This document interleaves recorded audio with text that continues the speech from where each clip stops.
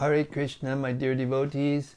Welcome back to the daily readings of Srila Prabhupada's books, right here in the Haven, which is located in Hythe, Kent, southeast England, just a stone's throw from the English Channel.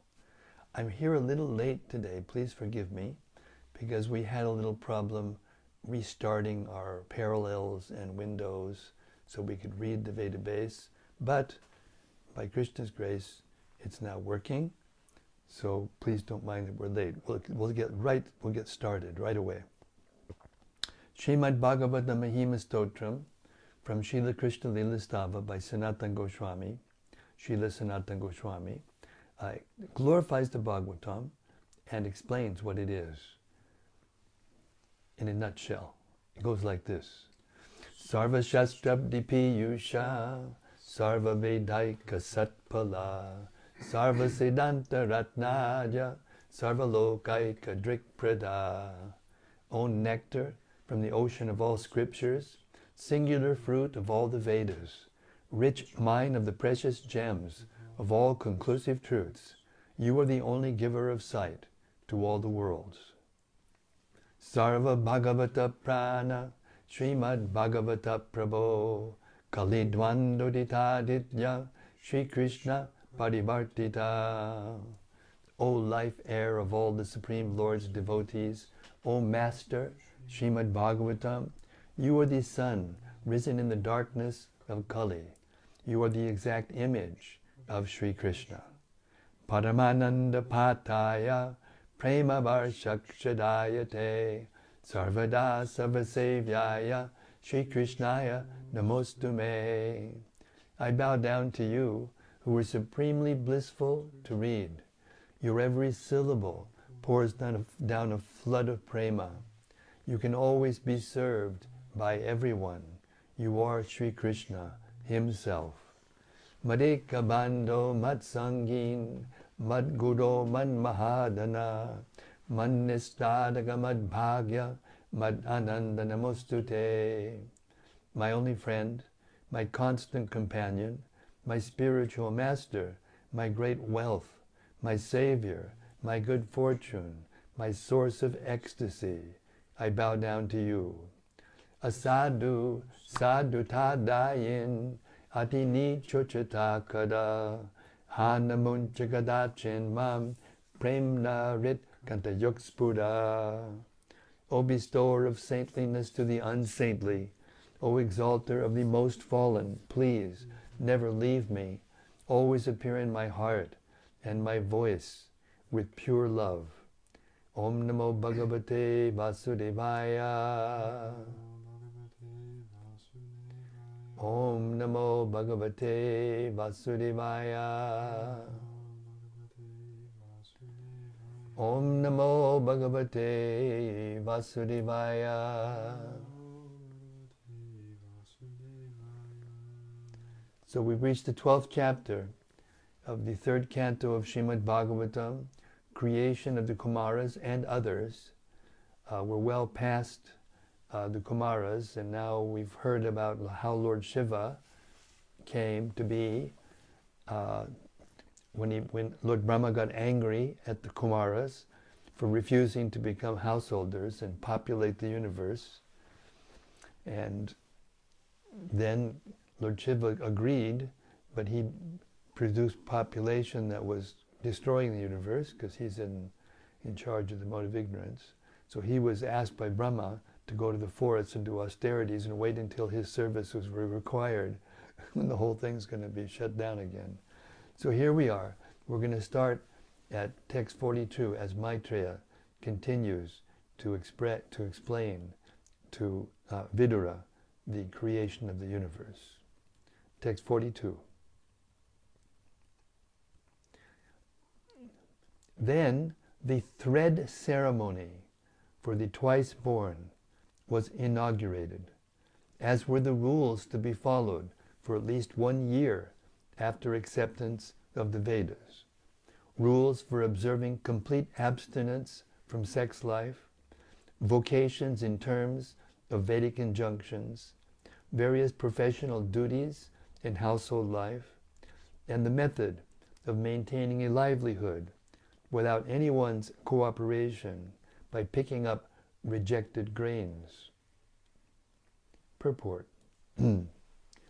During student life, the brahmacharis were given full instructions about the importance of the human form of life. Thus, the basic education was designed to encourage the student in becoming free from family encumbrances.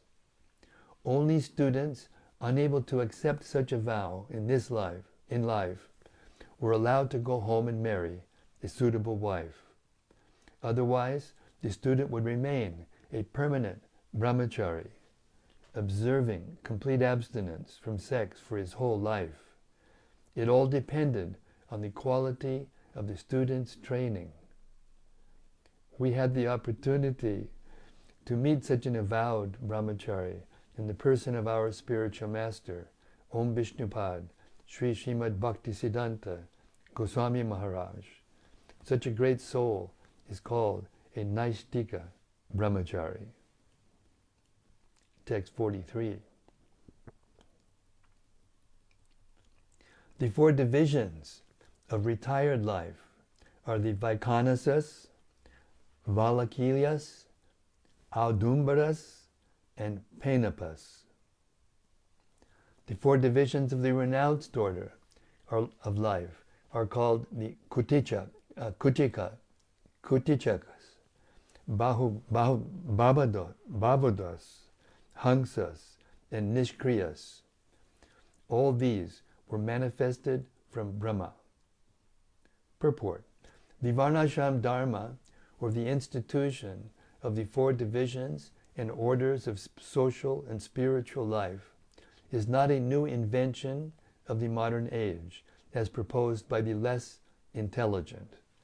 It is an institution established by Brahma from the beginning of the creation. This is also confirmed in the Bhagavad Gita 4.13, Chaturvarnya Maya Shrishtam. Text 44.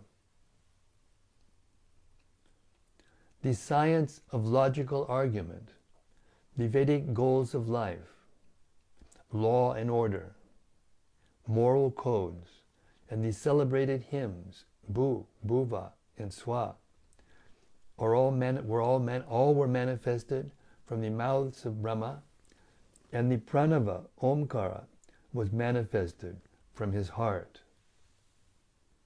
Text 45. Thereafter, one of the arts of literary expression, Ushnik, was generated from the hairs on the body of the Almighty Prajapati. The principal Vedic hymn, Gayatri, was generated from the skin, Trishtup, from the flesh, Anushtup, from the veins, and Jagati, from the bones of the Lord of the living entities. 46. The art of writing Pankti, a certain type of verse, was manifested from the bone marrow of the Lord of the living entities. And the art of vibrating Brihati, another type of verse, was generated from his life breath. Text 47. From Brahma's soul were manifested the touch consonants. Ooh. From his body, the vowels. From his senses, the sibilants, and from his strength, the semi-vowels, and from his sensual activities, the 7 notes of music. Purport. In Sanskrit, there are 13 vowels and 35 consonants. The vowels are a, e, u, ri, li, a, o, and ao. And the consonants are ka, ga, ga, etc. Among the consonants, the first 25 letters are called the sparshas. There are also 4 antastas, semi-vowels. The ushmas there are 3 s's called talavya, Murdanya, and Dantya. The musical notes are Sha, Ri, Ga, Ma, Pa, Da, and Ni. All these sound vibrations were originally called Shabda Brahma, or spiritual sound. It is said therefore that Brahma was created in the Mahakalpa as the incarnation of spiritual sound. The Vedas are spiritual sound, and therefore there is no need of material interpretation for the sound vibration of the Vedic literature. The Vedas should be vibrated as they are, although they are symbolically represented with letters which are known to us materially. In the ultimate issue, there is nothing material, because everything has its origin in the spiritual world. The material manifestation is therefore called illusion in the proper sense of the term. For those who are realized souls, there is nothing but spirit. Text 48. Brahma is the personal representation of the Supreme Personality of Godhead as the source of transcendental sound, and is therefore above the conception of manifested and unmanifested. Brahma is the complete form of the Absolute Truth and is invested with multifarious energies. Purport. The post of Brahma is the highest responsible post within the universe, and it is offered to the most perfect personality of the universe. Sometimes the Supreme Personality of Godhead has to become Brahma when there is no suitable living entity to occupy the post. In the material world, Brahma is the complete representation of the Supreme Personality of Godhead, and transcendental sound, pranava, comes from him. He is therefore invested with multifarious energies, from which all the demigods like Indra, Chandra, and Varuna are manifested.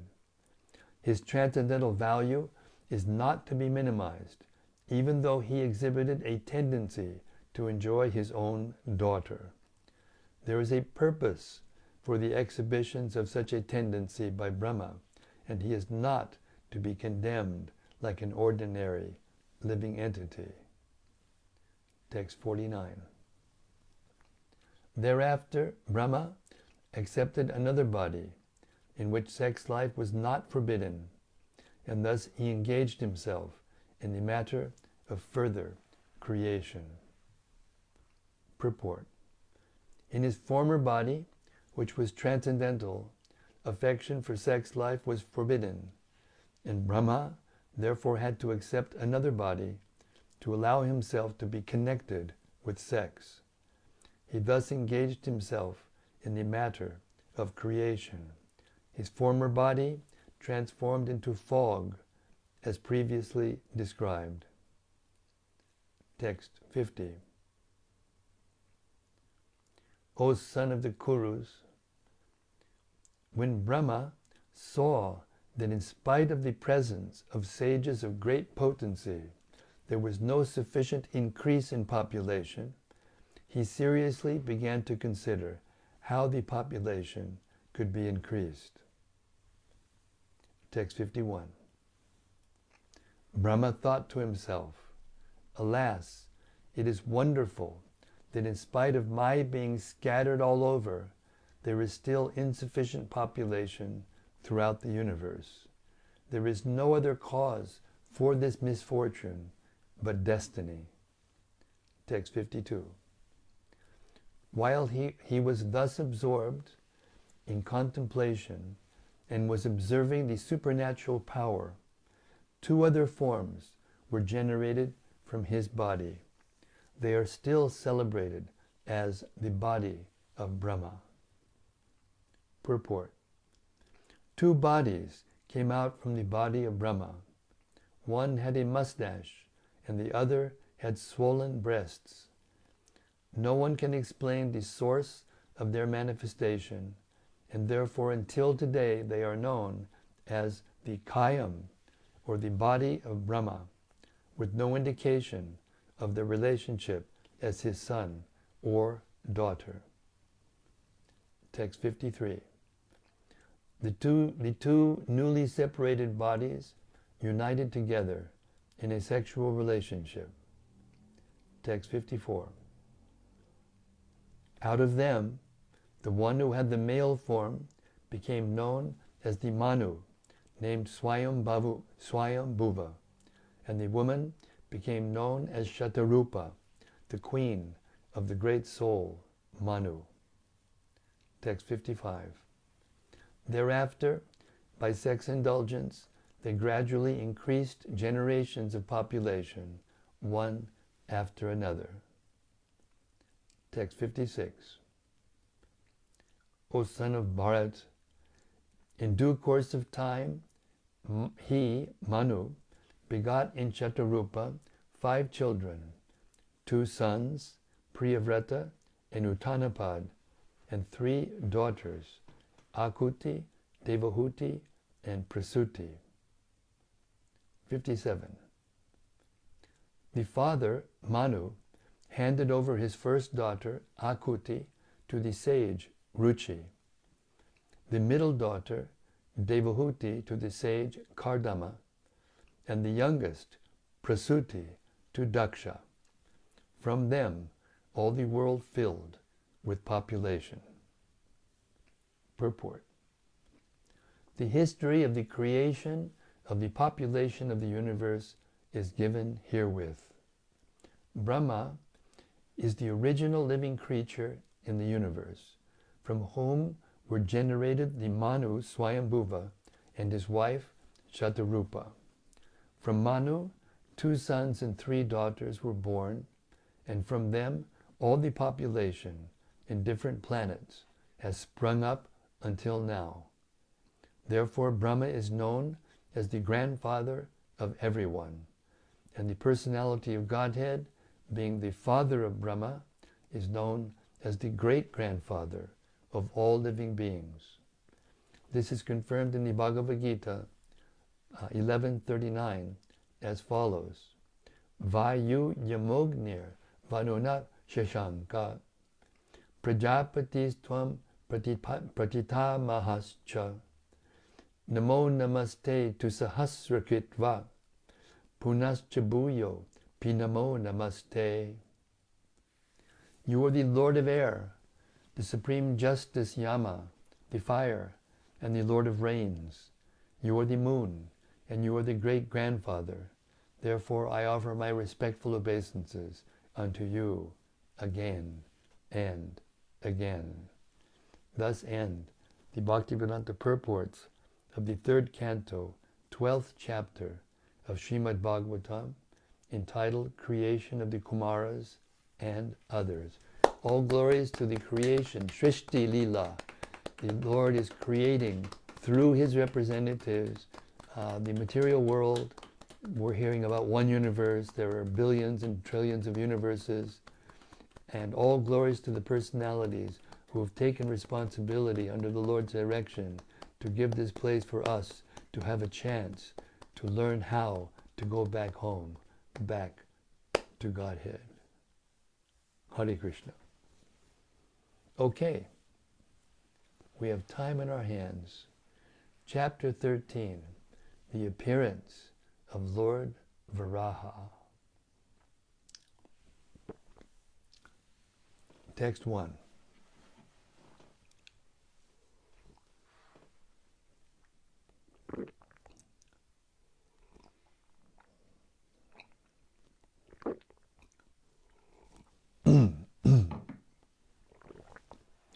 Sri Shukadeva Goswami said, O king, after hearing all these most virtuous topics from the sage Maitreya, Vidura inquired further on the topics of the Supreme Personality of Godhead, which he adored to hear. Purport. The word adritaha is significant because it indicates that Vidura had a natural inclination for hearing the transcendental message of the Supreme Personality of Godhead, and that he was never fully satisfied, though continuing to hear those topics.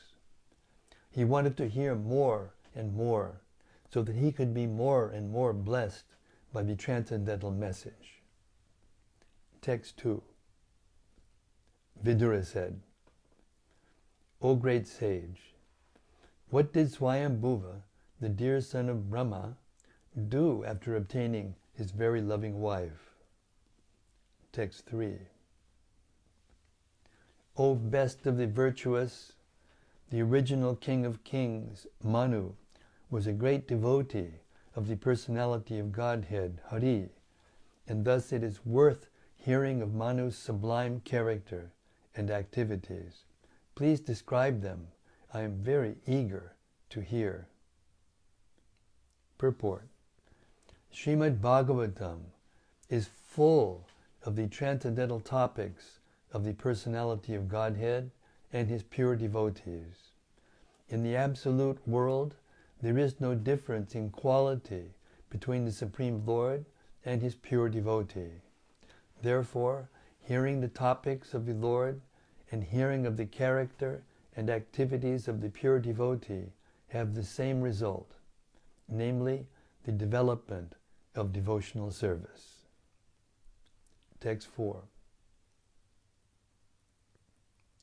Persons who hear from a spiritual master with great labor and for a long time must hear from the mouths of pure devotees about the character and activities of pure devotees. Pure devotees always think within their hearts of the lotus feet of the personality of Godhead, who awards his devotees liberation.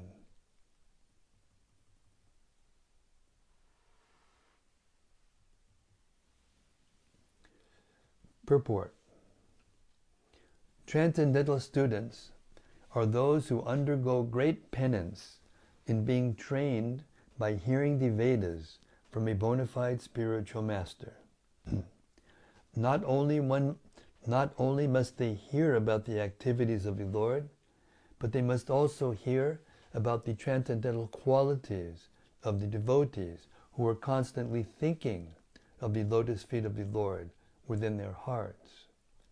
A pure devotee of the Lord cannot be separated from the lotus feet of the Lord for even a moment. Undoubtedly, the Lord is always within the hearts of all living entities, all living creatures, but they hardly know about it because they are deluded by the illusory material energy. The devotees, however, realize the presence of the Lord within the heart, and therefore they can always see the lotus feet of the Lord there. Such pure devotees of the Lord are as glorious as the Lord. They are, in fact, recommended by the Lord as more worshipable than he himself. Worship of the devotee is more potent than worship of the Lord. It is therefore the duty of the transcendental students to hear descriptions of pure devotees from similar devotees of the Lord, because one cannot describe the Lord or his devotee unless one happens to be a pure devotee himself. Text 5. Sri Shukadev Goswami said, the personality of Godhead, Sri Krishna, was pleased to place his lotus feet on the lap of Vidura, because Vidura was very meek and gentle. The sage Maitreya was very pleased with Vidura's words, and being influenced by his spirit, he attempted to speak. Purport. The word Sahasra Shirshna is very significant. One who has diverse energies and activities and a wonderful brain is known as Sahasra Shirshna. This qualification is applicable only to the personality of Godhead, Sri Krishna, and no one else. The personality of Godhead was pleased to dine sometimes with Vidura at his home, and while resting, he placed his lotus feet on the lap of Vidura. Maitreya was inspired by the thought of Vidura's wonderful fortune. The hairs on Maitreya's body stood on end, and he was pleased to narrate the topics of the personality of Godhead with great delight. Text 6. The sage Maitreya said to Vidura, after his appearance, Manu, the father of mankind, along with his wife, thus addressed the reservoir of Vedic wisdom, Brahma, with obeisances and folded hands. Text 7. You are the father of all living entities and the source of their subsistence, because they are all born of you. Please order us how we may be able to render service unto you. Purport. A son's duty is not only to make the father the source supply for all his needs, but also, when he is grown up, to render service unto him. That is the law of creation, beginning from the time of Brahma. A father's duty is to bring up the son until he is grown, and when the son is grown up, it is his duty to render service unto the father. Text 8. O worshipable one, please give us your direction for the execution of duty within our working capacity, so that we can follow it for fame in this life and progress in the next. Purport. Brahma is the direct recipient of Vedic knowledge from the personality of Godhead, and anyone discharging his entrusted duties in disciplic succession from Brahma is sure to gain fame in this life and salvation in the next. The disciplic succession from Brahma is called the Brahma Sampradaya, and it descends as follows: Brahma, Narada, Vyas, Madhva Muni, or Purnapragya, Padmanabha, Nrihari, Madhava, Akshobhya, Jayatirtha, Jnanasindhu, Dayanidhi, Vidyanidhi, Rajendra, Jayadharma, Purushottama, Brahmanyatirtha, Vyasatirtha, Lakshmipati, Madhavendra Puri, Ishwara Puri, Sri Chaitanya Mahaprabhu, Sarup Damodar, and Sri Rupa Goswami, and others, Sri Raghunath Das Goswami, Krishna Das Goswami, Narottam Das Thakur, Vishwanath Chakrabarti, Jagannath Das Babaji, Bhaktivinoda Thakur, Gorakishore Das Babaji, Srimad Bhaktisiddhanta Saraswati, A.C. Bhaktivedanta Swami. This line of disciplic succession from Brahma is spiritual, whereas the genealogical succession from Manu is material, but both are on the progressive march towards the same goal of Krishna consciousness. Text 9. Lord Brahma said, My dear son, O Lord of the world, I am very pleased with you, and I desire all blessings for both you and your wife.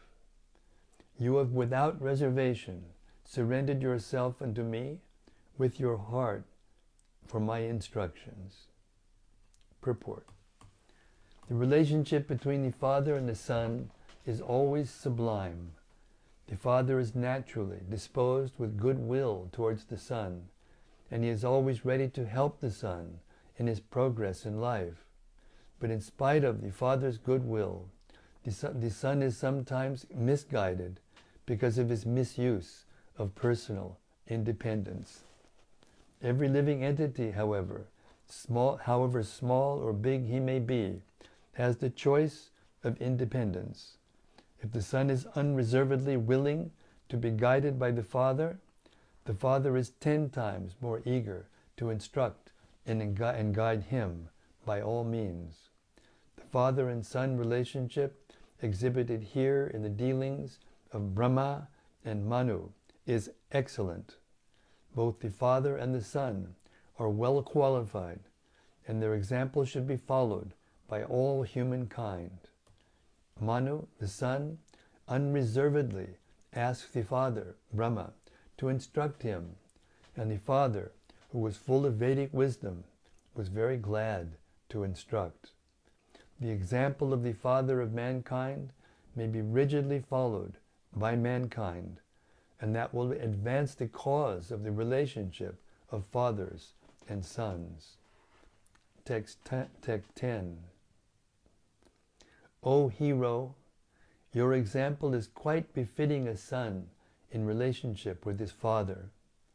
This sort of adoration for the superior is required. One who is beyond the limit of envy and who is sane accepts the order of his father with great delight and executes it to his full capacity. Purport. When the 4 previous sons of Brahma, the sages Sanaka, Sanatana, Sanandana, and Sanat Kumara, refused to obey their father, Brahma was mortified, and his anger was manifested in the shape of Rudra. That incident was not forgotten by Brahma, and therefore the obedience of Manu, Swayambhuva, was very encouraging. From the material point of view, the 4 sages' disobedience to the order of their father was certainly abominable, but because such disobedience was for a higher purpose, they were free from the reaction of disobedience. Those who disobey their father on material grounds, however, are surely subjected to disciplinary reaction for such disobedience. Manu's obedience to his father on material grounds was certainly free from envy. Manu's obedience to his father on material grounds was certainly free from envy, and in the material world it is imperative for ordinary men to follow the example of Manu. Text 11. Since you are my very obedient son, I ask you to beget children as qualified as yourself in the womb of your wife. Rule the world in pursuance of the principles of devotional service under the Supreme Personality of Godhead, and thus worship the Lord by performances of yajna. Purport. The purpose of the material creation by Brahma is clearly described herein. Every human being should beget nice children in the womb of his wife as a sacrifice for the purpose of worshipping the Supreme Personality of Godhead in devotional service. In the Vishnu Purāṇa 3.8.9, it is stated, Varnashrama Charavata, again, Varnashrama Charavata, Purushena Parak Puman, Vishnu Aradyate Panta, Nanyat Tat Toshakaranam. One can worship the Supreme Personality of Godhead, Vishnu, by proper discharge of the principles of Varna and Ashrama. To pacify the Lord, there is no alternative to executing the principles of the Varnashram system.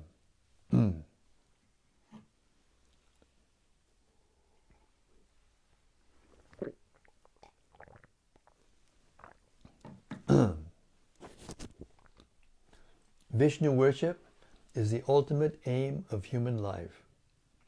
Those who take the license of married life for sense enjoyment must take the responsibility to satisfy the Supreme Personality of Godhead, Vishnu, And the first stepping stone is the Varnashram Dharma system. Varnashram Dharma is the systematic institution for advancing in worship of Vishnu. However, if one directly engages in the process of devotional service to the Supreme Personality of Godhead, it may not be necessary to undergo the disciplinary system of Varnashram Dharma. The other sons of Brahma, the Kumāras, directly engaged in devotional service, and thus they had no need to execute the principles of Varnashram Dharma. And with that, we'll stop our reading for tonight. We've reached 8:05 p.m. We'll start tomorrow with text 12 of chapter 13. Hare Krishna. And we'll simply wait in anticipation of the reflections of the devotees to these very interesting verses and commentaries that we just heard tonight. Hare Krishna. All glories to the Śrīmad-Bhāgavatam. First is from Rati Manjari. Yes, Rati. Hare Krishna. First off the block tonight. She says, Jai Guru Maharaj, plugging into the nectar stream again and again. Hare Krishna. You brighten up my evening, my days, and my life with your unrelenting distribution of transcendental sound. Hare Krishna. Thank you. This is Nam Sankirtan also. This is the, what did Prabhupada call it? Vocal Kirtan. Yeah. Okay, Hare Krishna, thank you. It's from Gopakanya Devidasi. Yes, Gopakanya Devidasi. Jai Ho Maharaj, all glories to Srila Prabhupada and Śrīmad-Bhāgavatam. Hare Krishna. And from Bhakta Christopher. Yes, Bhakta Christopher. Hare Krishna Guru Maharaj, please accept my humble obeisances. All glories to Srila Prabhupada. All glories to Srila Prabhupada. And Sudevi says, Hare Krishna Maharaj. Jai Shri Devi. Hare Krishna, Hare Krishna. We hope you're well and safe there in Florida. Hare Krishna.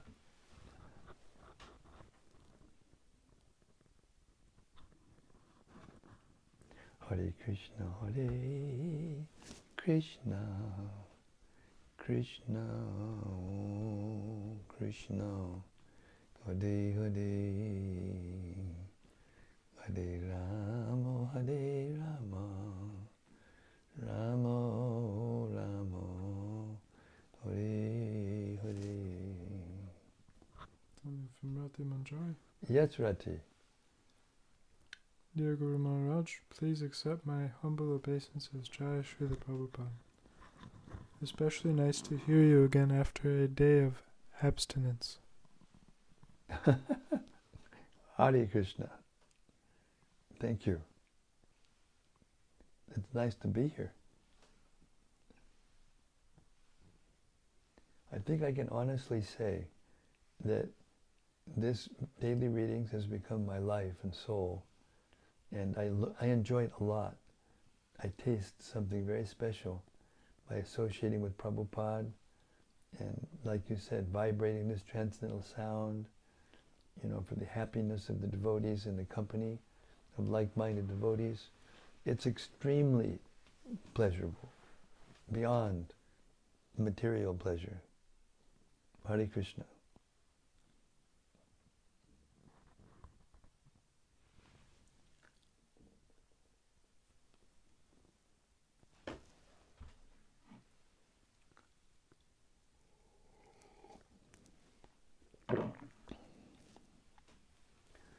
Hare Krishna, Hare Krishna,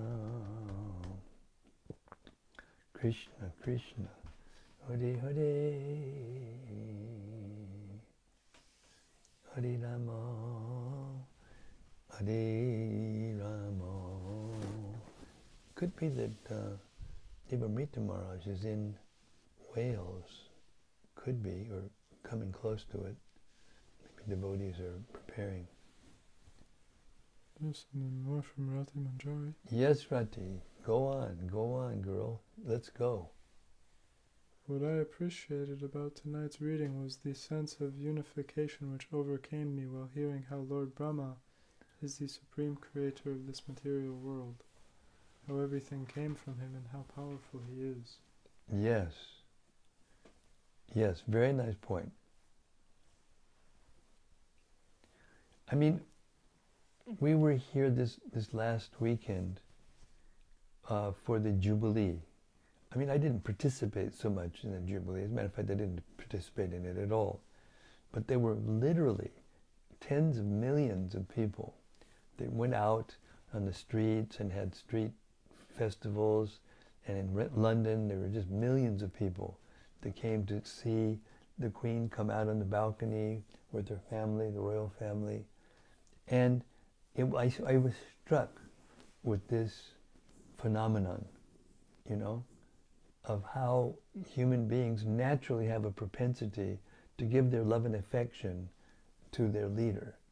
It doesn't apply so much to the politicians of today, the so-called leaders of today, but because the Queen represents something, you know, the last gasp of the monarchical system, although it's just, now it's not really, there's no power in it like before. It's just a post, it's a, you know, I don't know the word exactly. But it just showed the natural proclivity of the humans to feel, you know, protected by their king or queen, and vice versa. And we're hearing all about it, where that came from. Right from the beginning of the universe, these were the sentiments and these were the relationships, you know, that were passed down from generations to generations. But every time the cycle comes to the Kali Yuga, it all gets destroyed by the mode of ignorance.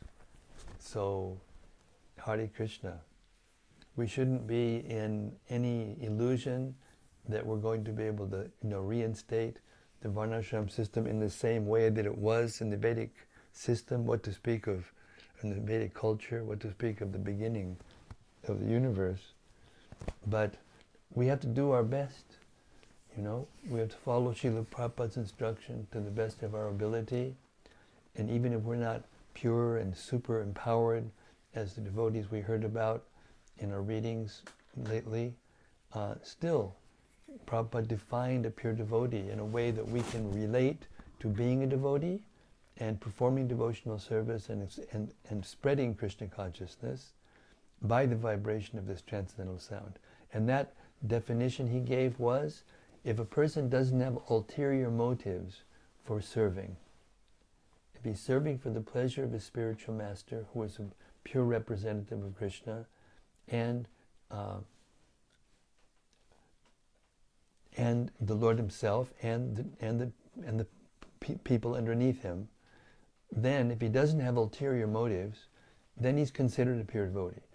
And Prabhupada said specifically during his lectures in 1972 in Vrindavan at the Radha Damodar temple, that a devotee may be first class, second class, or third class devotee, but if his motive is not, if he doesn't have ulterior motive, he's not doing it for himself, to get things for himself, then he's considered a pure devotee.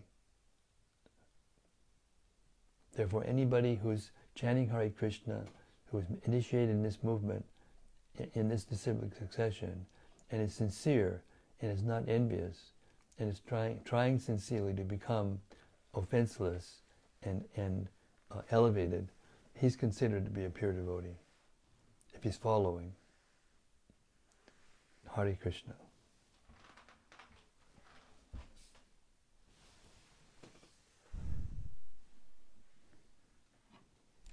From Bhakta Christopher. Yes, Bhakta Christopher. Hare Krishna Guru Maharaj. as we talk about Lord Brahma, I wanted to ask a question. It is said that Brahma is a position. How does one come to the post of Brahma? In the science of spiritual realization, it says that humans can gain the qualities of demigods. Can a human become Brahma? Thanks, all glories to Srila Prabhupada. Well, first of all, every living being is a soul. It's not that the humans have human souls and the animals have different kinds of souls. That's in the mode of passion, that vision. It's described in the Gita. So, but we can attain the position of Brahma, any one of us. If we are fortunate enough, you can get there different ways. I know two of them. There are other ways, but I know two of them. One of them is to get there by pure devotional service to Krishna. The other one is to perform your duty in the Varnashram system for 100 births without making one mistake. I mean, think about it. I mean, we make so many mistakes every minute of every day, you know. But to do your duty in the Varnashram for 100 births without making one mistake, then you're eligible for attaining the position of Brahma. Therefore, it's said in the verses itself in the purport that the position of Brahma is for the topmost devotee in the universe, or the most qualified person in the universe. We heard that during tonight's reading. So, yes, we need to worship Lord Brahma as the qualitative incarnation of Krishna overseeing the mode of passion, which is what creation is all about. But we don't worship Brahma separate from Krishna as an individual God. That's offensive, because as we've heard in detail, and we'll hear more detail about this from Kapila-Deva a little later on in this canto, it all is being done from Krishna. It's all taking place due to the will of Krishna.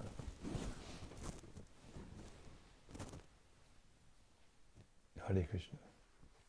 And don't forget, there's a Brahma in every universe, and there's the number of universes coming out of the hair holes of Vishnu. So, Hare Krishna. We should be fascinated by this information, even this detailed information of creation, and we should realize how tiny we are in relationship to the whole, and therefore we should actually become humble and approach the disciplic succession from Lord Brahma, which happens to be our disciplic succession, the Brahma Madhva Gaudiya Sampradaya, under the shelter of Lord Chaitanya Mahaprabhu. We're very fortunate. Lord Krishna and Lord Chaitanya appear once in a day of Brahma. So that's once every 8,600,000,000 years. So you figure it out. What's the percentage of 500 to 8,600,000,000? It doesn't even, it's such a small percentage, it doesn't even exist practically. That's how fortunate we are to have taken birth on the earth only 500 years after Lord Chaitanya appeared, and only 5,000 years after Lord Krishna appeared. And we are here because of that good fortune.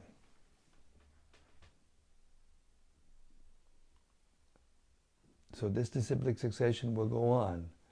You know, we may be having different difficulties and struggles in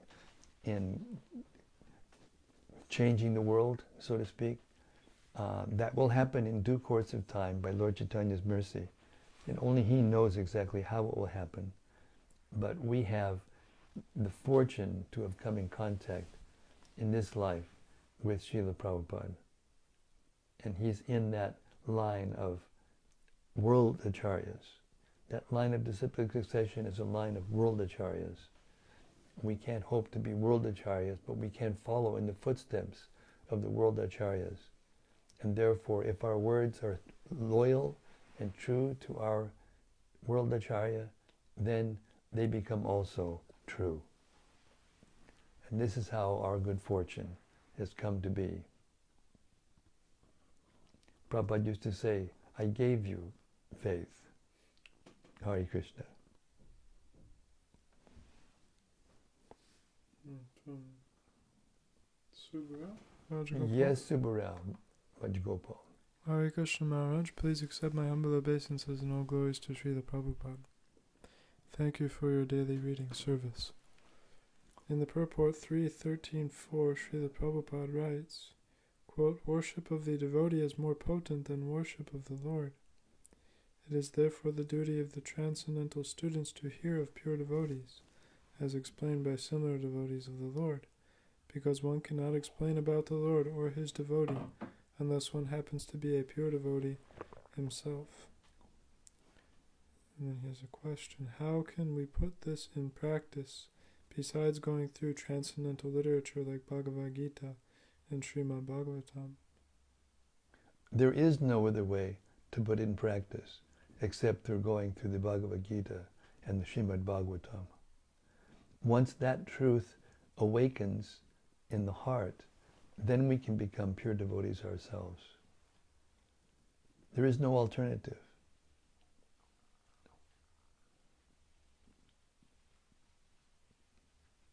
Hare Krishna. Yes, we commented. I remember reading a book on 6 Goswamis of Vrindavan.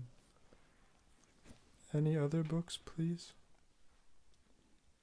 Any other books? Yeah.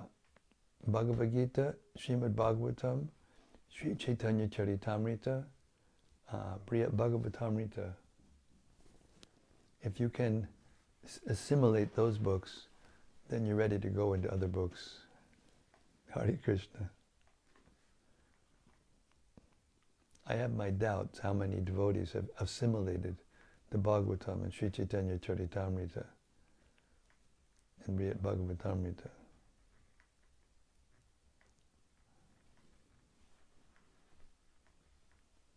And the books, you're saying any other books with a question mark, that means you may not have read the whole Śrīmad-Bhāgavatam. That's why I'm doing what I'm doing, to actually read it, word for word, carefully, cover to cover, one canto after another, one chapter after another, along with their purports. And that will teach you all of these things. The Bhagavatam is the source of all other Rasa Shastras. It is the supreme Rasa Shastra.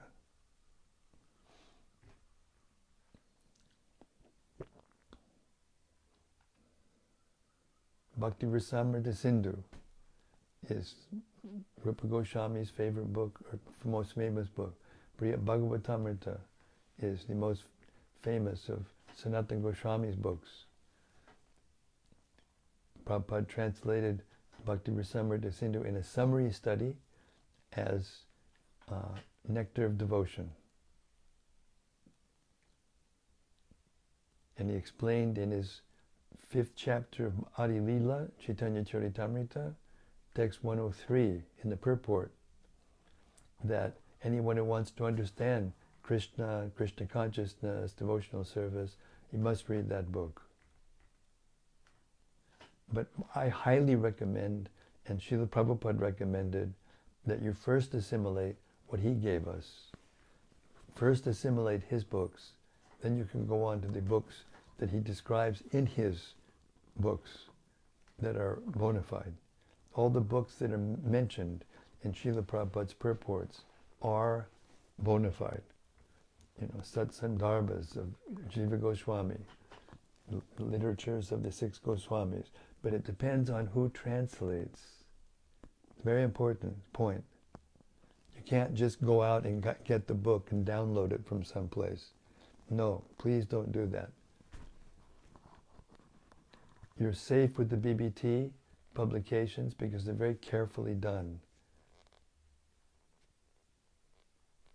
I can't say the same about all the translations of all of the literatures that are coming out now. I can't say, honestly, I can't say the same. I know I worked for 7 years with Gopi, Purāṇa Prabhu, and he was extremely expert, extremely gifted as a linguist and as a studier of Sanskrit, and read all the books from the original. And he translated and commented on the Bhagavatam. Actually, it was Sanatana Goswami's own commentary, Digdarshani, that he paraphrased and got high marks, high,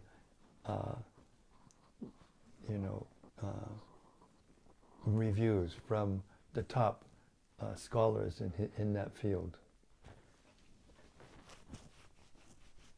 Hare Krishna. From Rati Manjari? Yes, Rati.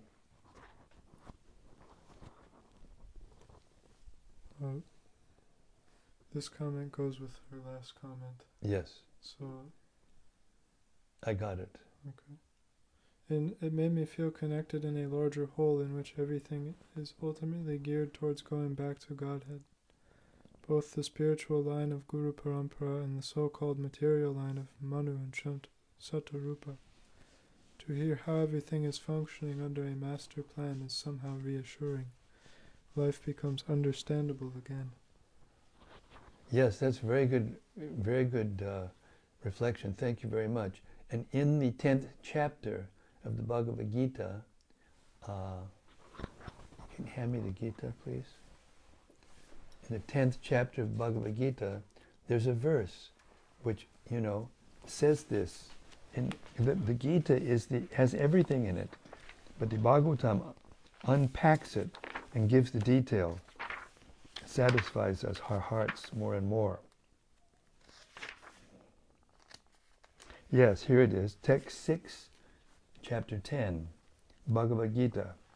Maharshayak saptapurve chatvaro manabastata madbhava manasas jata yesham loka ima prajaha.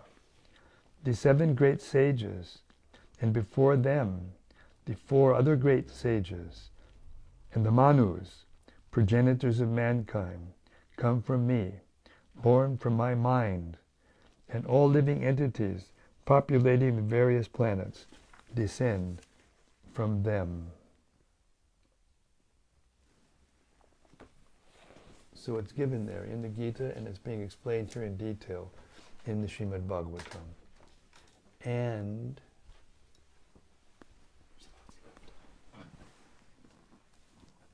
we're up to almost 8:30. I don't have much more time, but let's go on a little longer. From Daitari Hari? Oh, Daitari Hari, you're here. Hare Krishna Maharaj, thank you for tonight's reading. Swayambhuva Manu is considered an exalted devotee of the Lord, so his seeming desire to be famous in this life and progress in the next seems unbefitting his position.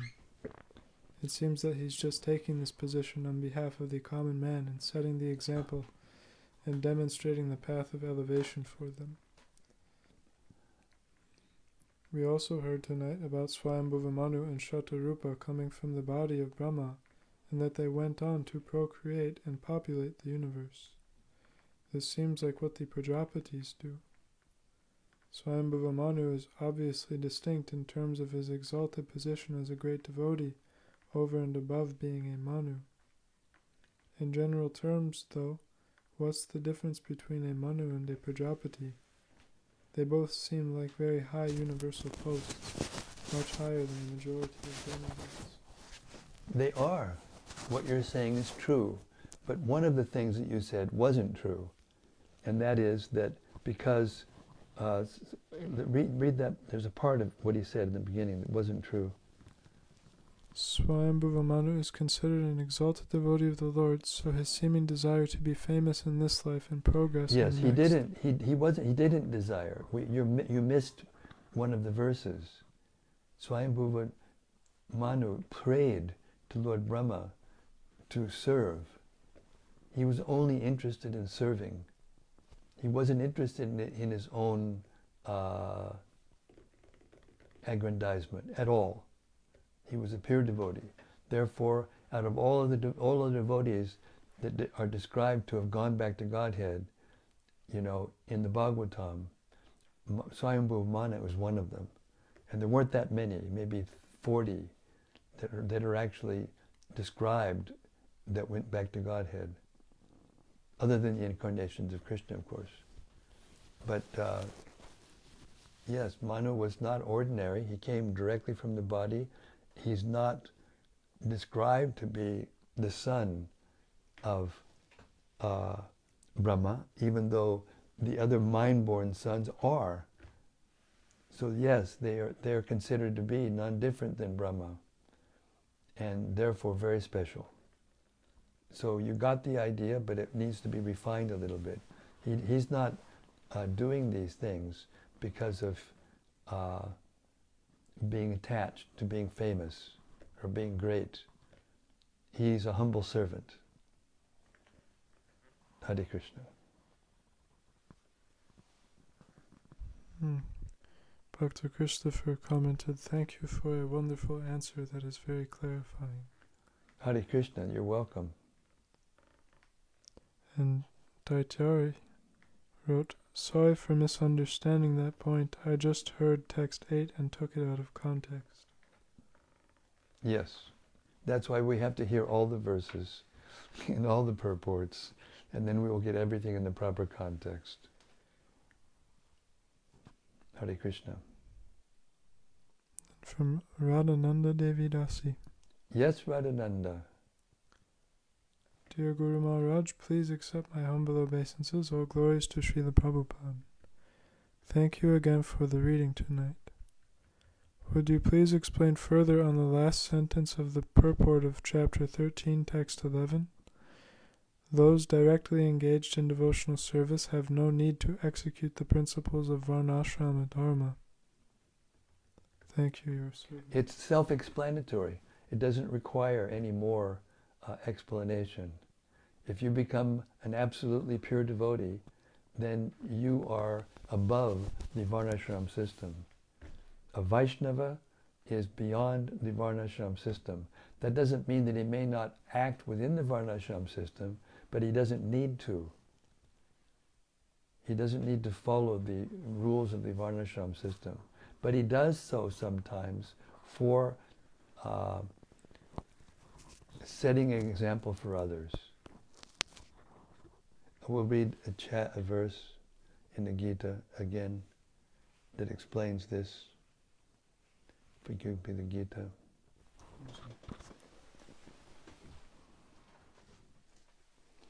In the 3rd chapter of Bhagavad Gita, I hope it won't take too long to find it.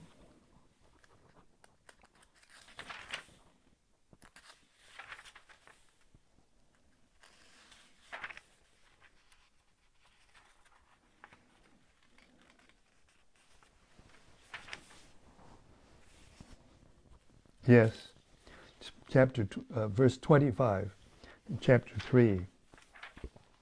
Shakta karmanya vidbangso yata kurvanti bharata kuryad vidbangs tata saktas chakirshu lokasangraham. As the ignorant perform their duties with attachment to results, the learned may similarly act, but without attachment, for the sake of leading people in the right path. Purport. A person in Krishna consciousness and a person not in Krishna consciousness are differentiated by different desires. A Krishna conscious person does not do anything which is not conducive to development of Krishna consciousness. He may even act exactly like the ignorant person who is too much attached to material activities, but one is engaged in such activities for the satisfaction of his sense gratification, whereas the other is engaged for the satisfaction of Krishna. Therefore, the Krishna conscious person is required to show the people how to act and how to engage the results of action for the purpose of Krishna consciousness. So therefore the devotees of Krishna in their cyclic succession will act in one of the 4 ashrams, but he's not within the ashrams. He's above the ashrams. But he's doing it as preaching on the order of the spiritual master and of Krishna, for the example of others.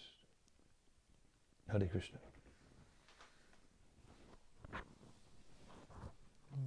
Radhananda says, thank you, Guru Maharaj. You're welcome.